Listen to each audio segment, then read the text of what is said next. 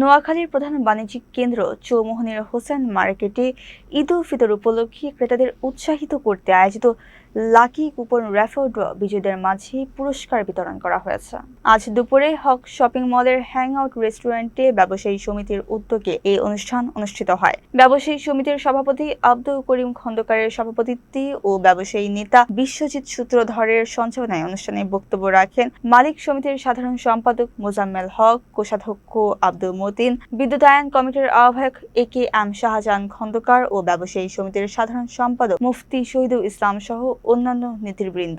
অনুষ্ঠানের শুরুতে মার্কেট উন্নয়নে অবদান রাখায় ব্যবসায়ীদের সম্মাননা প্রদান করা হয়। পরে বিজয়ীদের মাঝে পুরস্কার বিতরণ করা হয়। প্রথম পুরস্কার হিসেবে 3 লক্ষ টাকার মোটরসাইকেল, দ্বিতীয় পুরস্কার 1.5 লক্ষ টাকার চেক, তৃতীয় পুরস্কার 1 লক্ষ টাকার চেক, চতুর্থ পুরস্কার 50,000 টাকা ও পঞ্চম পুরস্কার ফ্রিজ সহ মোট 201 জন বিজয়ীদের হাতে পুরস্কার তুলে দেয়া। আয়োজকরা জানান, ক্রেতাদের সুবিধার্থে ভবিষ্যতেও এমন উদ্যোগ অব্যাহত থাকবে।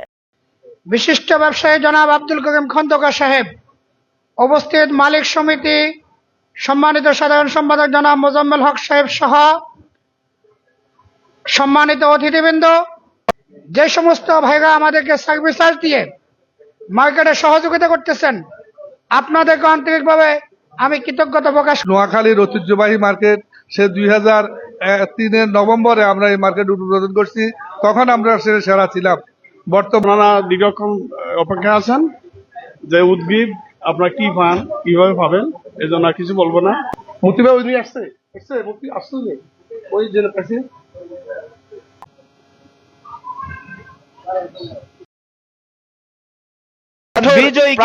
চেষ্টার পরে আজকের এই ভাগ্যবান বিজয়ীরা থাকলেই তবেই মার্কেট পরিচালনা করে।